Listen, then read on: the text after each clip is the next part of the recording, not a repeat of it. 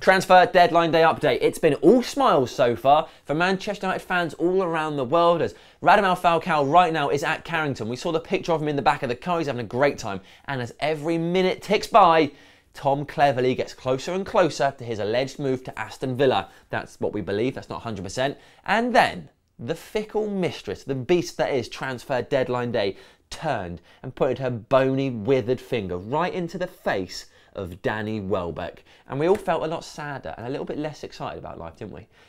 So let's talk about it. Number one, he's been heavily linked to Arsenal. They are favourites to sign him. Earlier on, it was reported that he was having a medical and it was basically done, and that it was a loan deal. Then we heard recently, literally 10 minutes ago, that actually he hasn't had a medical anywhere, and that no deal is in place. What we have had is a quote from his agent who says this: Danny doesn't want to go on loan, he wants a permanent move, and he's entitled to say that he wants to leave. So it does look like he definitely wants out, and on the one hand, it's sad that he feels that way, but on the other, would he get in the team anyway? Like, no disrespect to Danny Welbeck, is there any room on that pitch for him? It's so hard trying to incorporate the players as it is, let alone figuring out Danny Welbeck.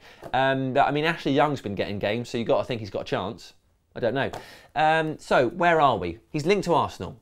They desperately need a centre-forward. We want to beat them to a Champions League spot. We definitely shouldn't sell them a forward. I mean, that's just obvious. The other thing about Danny Welbeck is he's sort of a cult figure among many fans in that he's so loved and he seems to get United. And the thing is, he's only 23 years old. He's never had a run of games in his preferred position, which is as a centre-forward. He's always playing out on the left.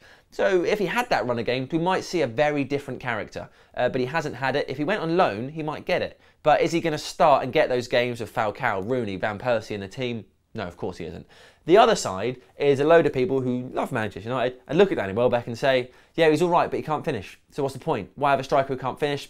Get rid of him. So let us know which camp you're in, and if you think there is a middle ground perhaps to be had in which you say, well, actually, no, he's not the best finisher, but it's nice to have players from the area play for the club, so the club still has some sort of community to it, so it has some value. It's not just we just buy any face from around the world, stick him in the side, and then we get rid of him 2 years later and buy a new one. And I mean, what's the point in that? It doesn't get anybody anywhere. You want a heart to your club, a bit of soul. Danny Welbeck adds that, whether you like him or not.